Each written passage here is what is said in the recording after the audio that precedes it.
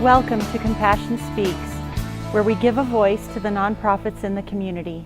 I'm your host, Shasta Van Cleve with Compassus Hospice, and today on our show, we are honored to have newly elected chairwoman of the White Mountain Apache Tribe, Gwendina Lee Gatewood. Welcome, Chairwoman. Thank you. We are so honored to have you here, and it's especially neat that you broke history by becoming the first woman to take the reins of leadership for the White Mountain Apache Tribe. What was the thought that crossed your mind when you found out you won? Election night was very hectic. Everybody gathered at our camp, and it was full of anxiety, anticipation, the aura. The Apache drums were beating. They were singing our native songs, and it approached 7 o'clock, and that's when the polls closed and the count starts. And they were singing, people were dancing. It was like, what's going to happen? Because of course our legacy elder, former tribal chairman Ronnie Lupi, was hanging up his reins and retiring. And it was a moment where who's going to lead us into the next era type, you know. And when I found out, you know, everybody shouted for joy, and it was a moment that I knew and everyone else knew that the White Mountain Apache people spoke, and they spoke using their right to vote, and they spoke that they wanted change, and they spoke because they wanted what was going to be for the future of all of us as beneficiaries of what our ancestors left us, the foundation that they gave us. It was our sacred responsibility and trust to move forward in a better direction for our future generations, even those not yet born. So it was exciting. It was awesome. It was so nice. And, you know, God blesses us in certain ways, and we take those blessings with respect and dignity, and you move forward with integrity and always in prayer, mindful of what the Creator has for you. So it was great. So after the applause died down and it was time to go to work, what were some of the very first things you wanted to tackle in your new role? Part of my campaign dealt with initiatives that I wanted to do, the first 100 days in office type thing. And I focused on the youth mentoring program. But the first thing on my agenda was, how do we get the government to the people? We have elders out there that don't have access to TV. They don't have access to the internet. They don't have access to cell phones. How can we improve on that? We have a radio station down there, KNNB 88.1 FM, and they tune into that. So I was like, how can we get the government to the people? Some of them don't have TVs. So I wanted to get it to where if they were in a home that had a TV, turn it on, and there's our council meeting. There's your leaders talking about the issues that are important to the tribal members. So I got live stream TV going for council meetings, so that the people, wherever they are, even if they have a cell phone, they can look at it and get engaged, and to see what their leaders are talking about. If the elders are sitting at the waiting room at the hospital, the waiting room has a TV, it could show what's being discussed. On the radio, if it's on TV, I have Elliot Kindley, who's my public relations person for my staff, and he's very efficient on social media. He gets the word out, and people that are, you know, across the world, and we reach through them through social media. And my radio broadcasts, he finds a way to get the word out, and that was very important to me, to get the people engaged so that they know what's going on with their government, because it's their government and it's for them. That was one initiative. Another initiative was to retain our Apache language, keep that language going. How can I, as tribal chairwoman, make sure that our children are learning our language, going to retain it, because our language identifies us with who we are, and our language really lays the the foundation of our people in Deh, Deh, that's what we call ourselves, and to speak it and to understand it, and not to be shy if you're not fluent, that there's always time to learn and that you can always improve, and to get that going. And another one was to have monthly supervisor meetings with all the directors, because the tribe is a big business, and every department is responsible for the big business to move forward. And in order to change the direction of a giant ship, everyone has to get in there and steer it in a positive direction, even through rough waters. Everybody works together, you adjust your sails, and you're going to make it through. And that was one of my goals too, and we're doing it little by little, and we're getting there. And another one was focusing on our environment. How do we improve our environment so that it sustains us for a very long time? And that was another initiative. Another initiative I have was to help stop the crime rate, lower it. What can we do?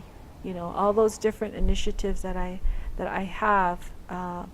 Couple we're still working on, but slowly we're checking off that list, and I'm grateful for that. And that's what I've started on.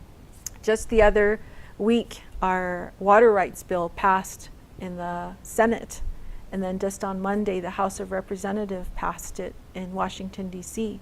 That's going to lay the framework for our people to get water that's much needed for our people to last hundreds of years. And very thankful to the group that have been working on it. It's been in progress for about 30 some odd years or even longer.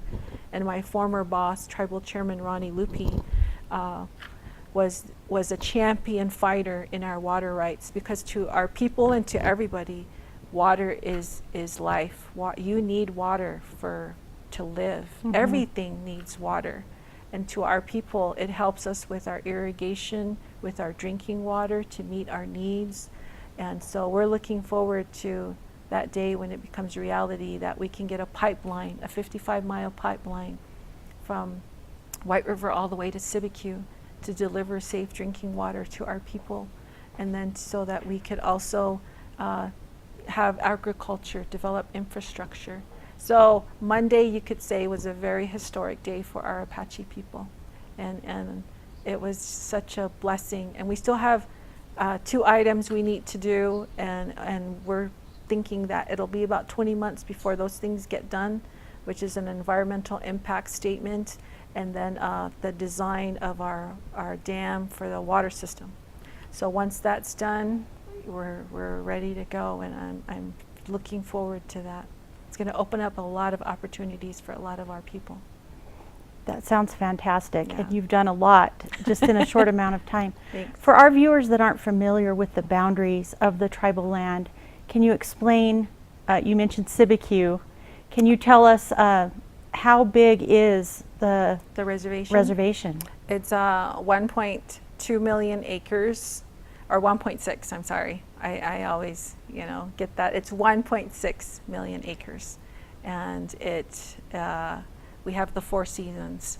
We have like a desert type climate in the south portion.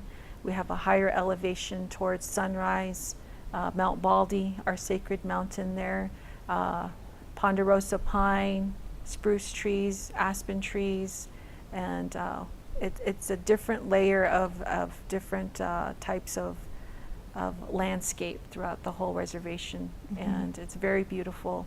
And we welcome people that come to tour, to go fishing, to go hiking, to go to our enterprises to do summertime activities, go skiing, gamble at our Honda casino.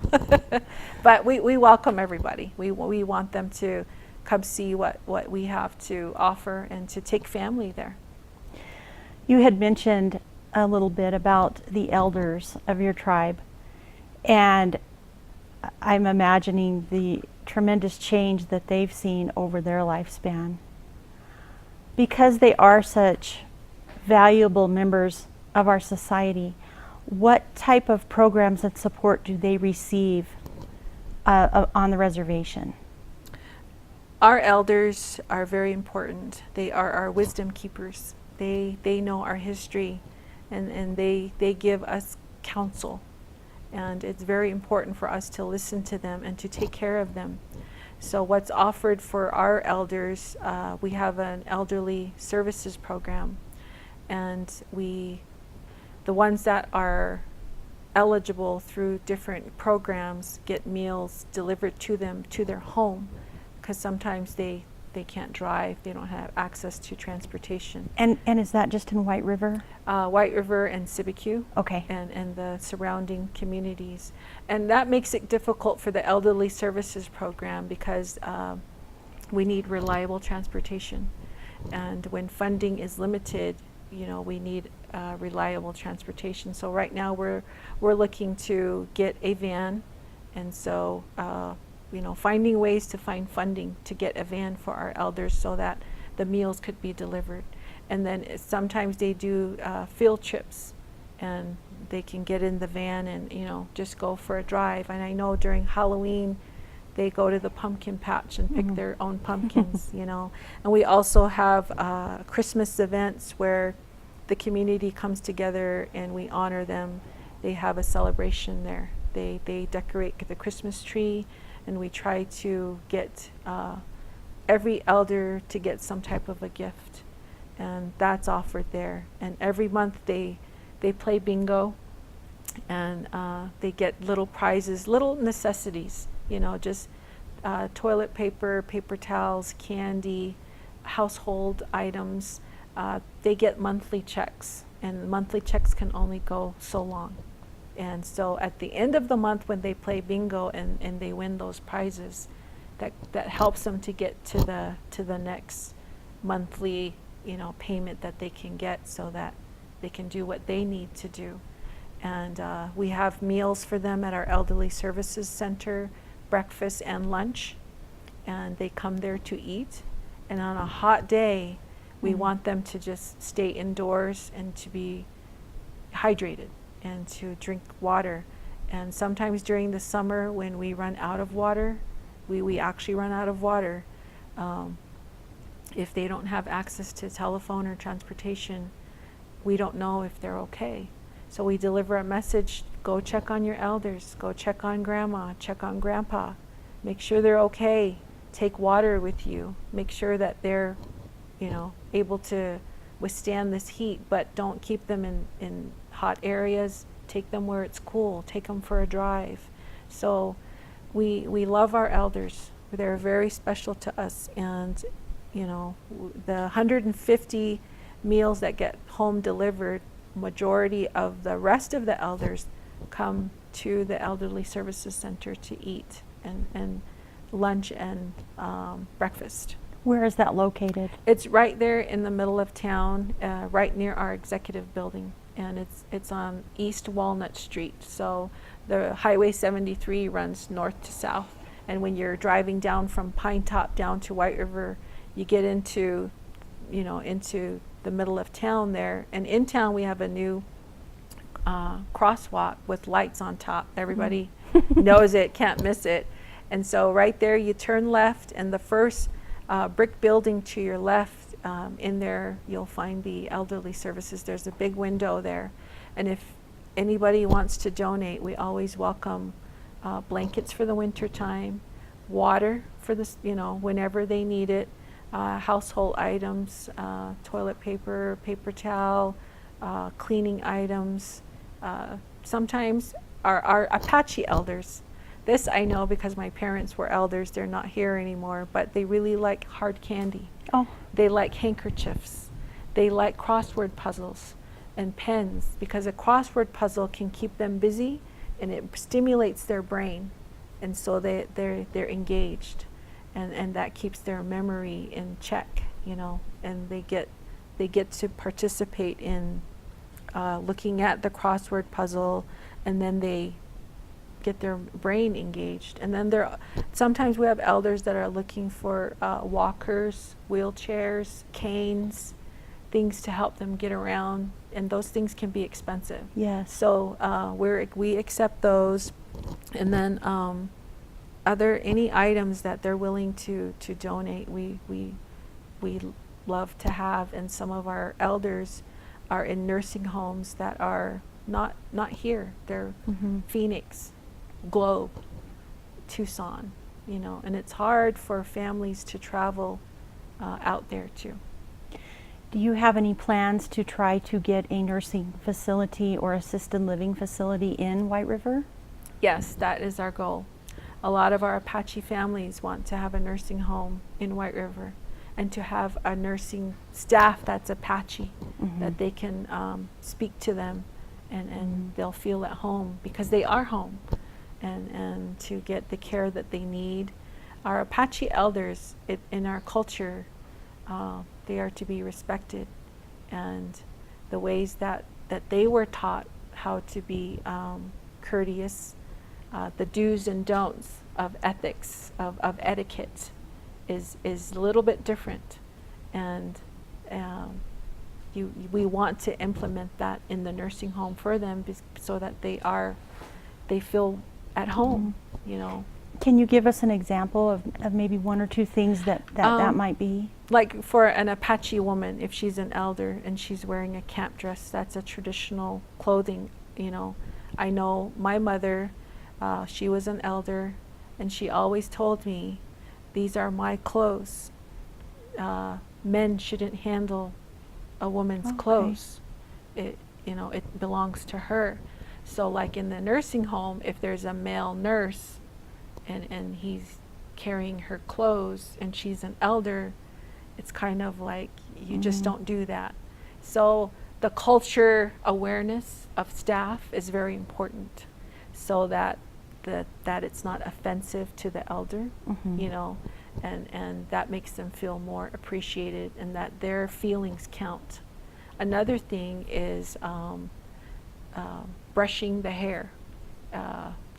You're very aware of your hair, and you don't let anyone brush your hair. That's a culture teaching to us. It's a sign of respect, because when we pray, we need strong minds and to go through daily in our lives. And that was another teaching that my mother taught me. She's like, you just don't walk up to anybody and touch their hair. You respect them, and especially an elder.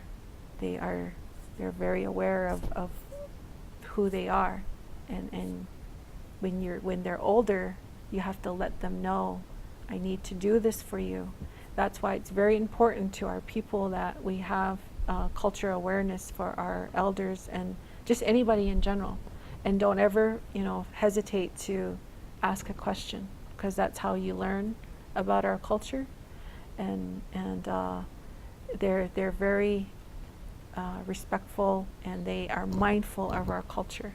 So it's our obligation to be aware of those etiquettes so that they can be more comfortable. There's a lot, but those are the two that I can bring up. That's interesting. That is good to know. If anybody wanted to bring some hard candy or those items you mentioned, would they drop those off at the Elderly Services office? Yes. Okay. Yes, they can see Clara Ruth Albert Tulane. She's our acting Elderly Services Director, and she's more than willing to accept any of those items, because it'll help our elders and it'll help the program, because the program is funded. We have budget limits, so of course we can't meet all the demands. So whatever hard candy, Kleenex, tissues, handkerchiefs, bottles of water, like I said, the canes, the walkers, the wheelchairs. The medical equipment is expensive. Medical equipment, washcloths, bars of soap, lotion, hygiene type items, and even a new pair of shoes, whatever various sizes, that will help. Jackets, just anything really. Anything. Yeah, that will really help them. And how do the elders get to the community meal at the center? Do they walk? Is there transportation for them to get there? Do family members take them? Most of the time they walk. Okay. Yeah, and some of them, despite limitations, they find a way to get there. And then we have families that will also take them. And then we have a public transportation system that is a very reduced rate for our elders. And so that they swing around, they're on a schedule. Mm-hmm. So, but most of the time when I'm out and about, I see them walking. And that's why they have a long life, because that's how they grew up. They you know, they probably had very little means of transportation when they were little. Mm-hmm. They rode horses, they walked. It's ingrained in them, so they're like, I'm gonna walk, and they get there. And sometimes you're like, wow, that that elder's 89 and can walk faster than, you know, so and so, but they have that zest for life, and to get there and to gather around people their own age, you know, and to just talk about back in the day. I'm sure they're very grateful of that. That's why they want to go there. They want to talk to somebody that is familiar with how they grew up. And I'm sure they have some wonderful stories. Oh yeah. Yes, very. You know, we don't have those stories anymore. It's getting very fewer and fewer where you meet an elder that grew up in a wiki-up. Those days, you know, it's our history. That's who they are, and just to know that they lived in a time when, you know, simple life. To wake up under the clear blue sky, and to know that you're hearing the birds and the water run and the sway of the trees, and to appreciate that they are one with the land, you know. Now it's technology and video, and have to get there right away, you know. They lived at a time where they appreciated the moment, and they remember it. Well, a great opportunity to learn more about the traditions and the history and the culture is coming up in September. Yes. With the annual White Mountain Apache Tribal Fair and Rodeo. Can you tell us a little bit about this year's festivities? This year's festivities is action-packed. It starts on Wednesday, and everybody is welcome. It's the opening night of our wristband night for the carnival. We have things from nightly concerts, the country bands, the different reggae bands. We have baseball tournaments, we have softball tournaments, basketball tournaments. We have our junior rodeo, the Bull Bash. We have our women's rodeo on Saturday. We have our largest Southwestern Indian Parade on Saturday. It starts at 9 o'clock through the town of White River. We have nightly ceremonial dances that start on Friday that you could look at to hear Apache songs and the coming of age ceremony. We have just all kinds of different activities. We have the opening of the exhibit hall where the arts and crafts of what our people have made or agriculture items that they grew are on display.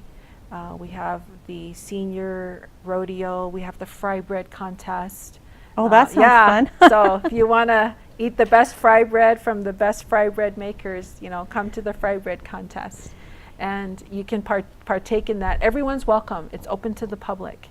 And the parade, if you want to see some Apache culture, different other Indian tribes come through the parade and perform, you're more than welcome. And then we have the night performance. The night performance is awesome. It gets all the Indian tribes from all over together, and they perform right there in their arena. And then we have fireworks, and it's just a good time.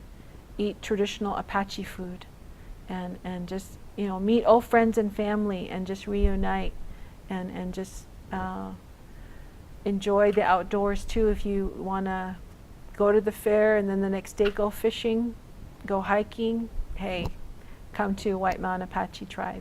And that's always Labor Day weekend, correct? Labor Day weekend. So do the festivities actually start the Wednesday prior to? Yeah. Okay. Prior to. And then the big day is going to be Saturday, September 1st. Yes, and then it ends, the rodeo ends on Monday, Labor Day, where you find out who the all-around cowboy is. And our women's rodeo is on Saturday.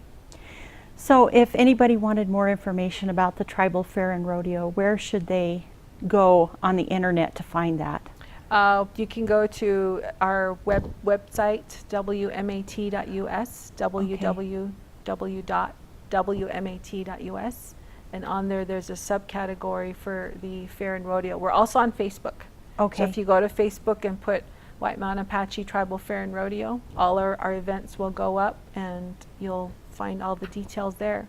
Or you can call them. Our phone number is 928-338-4346 and ask to be transferred to the Fair and Rodeo office. Chairwoman, we appreciate you taking the time to come and talk with us, and we wish you the very best of luck in leading your tribe. And perhaps in a year we can join together again and get an update. Yes, I'm always open for that anytime, and please don't hesitate to come down to White River, see the area. If you want to drop off items at Elderly Services, they'll accept it, or drop it off at my office, we'll accept it, and it'll go for a good cause. And I appreciate your invite, and you're always welcome. Anybody is always welcome to the White Mountain Apache tribe. Thank you. Thank you. Thank you for joining us today, and tune in next month to hear Compassion Speak.